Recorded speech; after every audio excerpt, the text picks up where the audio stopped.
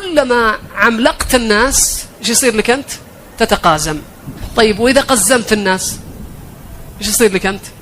تكبر. زين، هذا ما نبغاه أيضا. ليش؟ لأن النبي صلى الله عليه وسلم يقول الكبر بطر الحق وغمط الناس، انك تشوف الناس ولا شيء وانت احسن شيء، لا نريده، ما نبغى كبر. ولا نبغى ايضا الضعه معناها الاحتقار، انك ترفع الناس وتحقر روحك. طيب لو جيت في مكان الان ووجدت ان كل اللي حولك في نظر المجتمع ونظرك اعلى منك، هذا أكثر منك فلوس، وهذا صاحب منصب، وهذا صاحب جاه، وهذا رئيس مدري وش، وهذا مدري مين، وهذا ولد فلان، وهذا، هذول كبار في نظرك ولا لا؟ وش يصير في نفسك؟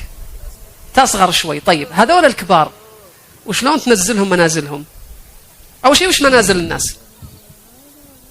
مهما كان أمير، وزير، سفير، قدير، مدير، خطير، أي واحد منزلته أنه مخلوق لا يملك لنفسه لا ضر ولا نفع لنفسه. شلون لك أنت؟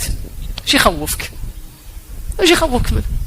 قالوا ترى فلان المدير مكان مدري ايش، يلا خل نروح نسلم عليه. انت ليش رايح تسلم؟ لأنك تعتقد في داخلك أنه يمكن أن يضر أو ينفع.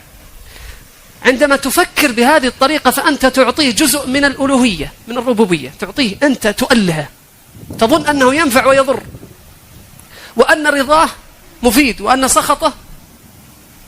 سخطه ضار، وهذا لا يكون إلا لله سبحانه وتعالى. فعندما يتعاظم أي إنسان في قلبك تذكر من هو أعظم منه فيصغر. جاءنا مرة واحد في مقابلات شخصية توظيف، فجاء ينتفض. قلت ليش فيك؟ قال والله أني متوتر بس عشان الوظيفة، وتعرف هذه رزق. قلت اتق الله يا رجل، أي رزق؟ ترى أنا وزملائي الثلاثة كلنا اللي في المقابلة الشخصية، احنا أتينا هنا لنحقق إرادة الله لك بس. ترى احنا أسباب، لسنا نحن الرزاق، احنا أسباب. الرزاق الله سبحانه وتعالى. لو صرفت هذا الانتفاضة والخوف في سجدة لله لسخرنا احنا غصب علينا نقبلك. تخايف مننا، تخايف من بشر. أنا لا أملك لك شيء، أنا ما أملك لك شيء، أنت بربك قوي وبدون الله ولا شيء. عندما يستقر هذا في ذهنك وتكبر الله يصغر تحتك كل شيء. دخل علي بن عبد الله وكان إماما قاسيا مهيبا، دخل الجامع الأموي فهابه الناس ودخلوا معه الجنود والحرس، فقام كل من في الجامع رهبة من قيوده أو رغبة في نقوده. الإشكال الناس اللي يدفعهم هو الرهبة والرغبة أحيانا. فقام الناس ما بين راهب من قيوده خوفا أو طمعا في نقوده، يمكن يحصل له شيء. فقام الناس إلا شيخ كبير ابن أبي ذؤيب محدث عالم جالس، فلفت انتباهه أن الناس كلها واقفة إلا هذا، فجاء إليه فوقف.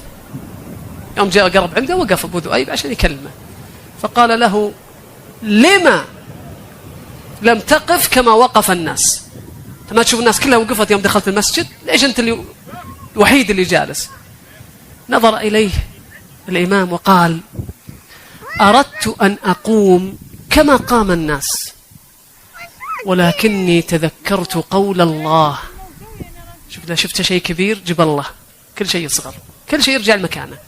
قال أردت أن أقوم كما قام الناس، ولكني تذكرت قول الله يوم يقوم الناس لرب العالمين، فتركت هذا القيام لذاك القيام. فقال علي اجلس، فوالله ما بقيت شعرة من جلدي إلا وقفت، هزه. طيب وش اللي خلى ابن أبي ذؤيب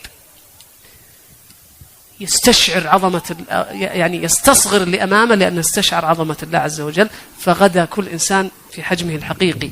الأوزاعي يدعوه أبو جعفر المنصور ليقتله، فيدخل الأوزاعي فيتمتم بكلمات فيهابه أبو جعفر المنصور، ثم وهو داخل بالمناسبة، طبعا هو داخل كان زعلان عليه، لدرجة أن الناس اللي حول أبو جعفر لملموا ثيابهم خشية أن تتسخ بالدم، لأن السياف كان جاهز بيضرب عنقه، وكانوا فارشين النطوع اللي هي الجلود عشان يقتلونه، يقتل.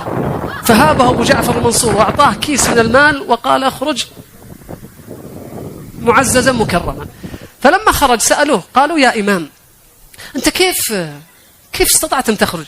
قال لما دعاني خفت هبته فلبست أكفاني، لبس أكفانه وحط لبست الثوب فوق الكفن، يعني عارف أنه بيموت. يقول فلما دخلت ورأيته على كرسيه تذكرت الله على كرسيه فغدا عندي كالذبابة. ويوم ذكرت الله عظمة الله غدا عندي كالذبابة. أي إنسان تهابه تذكر عظمة الله سبحانه وتعالى بإيمان باستشعار، والله لن ترى الشيء وسيراك كل شيء. ترى بيخاف منك إذا كان معك الله سبحانه وتعالى. هذه الجزئية الأولى، قضية تقدير الذات. أنت كبير بربك، بعلمك، بأخلاقك، بمواقفك، بمبادئك، ليس بممتلكاتك ولا بألقابك ولا بأي شيء آخر. هذا أولا. ثانيا وخلونا نختم فيما يتعلق بالثقة بالذات. الثقة بالذات، الثقة بالذات هي مسألة الخوف. إيش يخوف الإنسان في الحياة؟ بعضهم يخاف أنه يئم المصلين، يصير يتوتر حتى لو كبير في السن، يقولون له قم صل يتوتر، ولا يقولون له يلا الآن أنت على رأس المجلس خذ هذا المايك تكلم رحب بالناس، إيش يصير عنده؟ خوف شوي، انقباض. هذا الانقباض سببه ماذا؟ أي الثقة عنده منخفضة. ما سبب انخفاض الثقة عند الناس؟ سببها أمر واحد فقط. جاء عثمان رضي الله عنه بعد مقتل عمر رضي الله عنه، صعد المنبر، كان رجلا حييا، وكان هذه أول مشاهد السياسية له، فصعد المنبر فأراد أن يتحدث إلى الناس فأرتج عليه، يعني أغلق عليه، ما قدر يقول كلمتين، ثم سكت، ثم قال للناس إنكم إلى إمام فعال أحوج منكم إلى إمام قوال. أنا بحق كلام، أنا حق فعل، أنا بشتغل. إنكم إلى إمام فعال أحوج منكم إلى إمام قوال. لكن انتبه ايش قال وإن أول مركب لصعب. أنا أول مرة أطلع أتكلم، وإن أول مركب لصعب فإن أعش لتأتينكم الخطب على وجهها. المسألة مسألة وقت. أي شيء من الأعمال اللي تخاف منه ليس السبب عدم قدرتك، وإنما عدم دربتك، فإن مع الدربة ترتفع الثقة، ومع انخفاض الدربة تهتز الثقة. فلا تظن أنك أنت ما تقدر، أنت ما تعودت. لذلك